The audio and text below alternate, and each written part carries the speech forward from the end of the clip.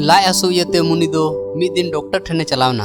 Doctor दो उनी जांच बड़ा कते राने एमा दिया और उना रान दो दिन रे पे दोम जम लगित ते मेताव दिया। मुनि दो रस्क सेलेते रान हताव कते चला कान तहेकान ओक्ते रे डॉक्टर दो होहो कते मेता दिया नोआ रान दो अडी मोज गया और नोआ ते दो अडी उसरा गेम ठिकुआ।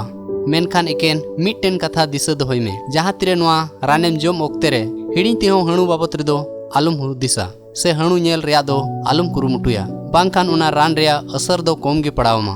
डॉक्टर दो मुनि हणु बाबत रे चेतावनी बाय एमाय खान उनी दो हणु बाबत रे तीस हो बाय हुदिस किया। मेनखान उनी दो उनकाना चेतावनी ᱧᱟᱢ किदा जे उनी दो रान जम पीछे आज तेगी मिद तलागे हणु बाबत रे हुदिसेट कान तहे कना।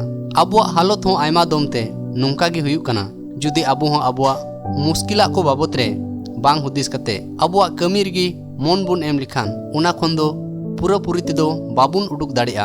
आयमा दमते बीतेव अकान मुश्किला को बाबत रे नुना बुन हुदिसेट कना जे नीता ओक्ते रेया सुलुक आर रस्कत बुन हिड़ी उतर कना।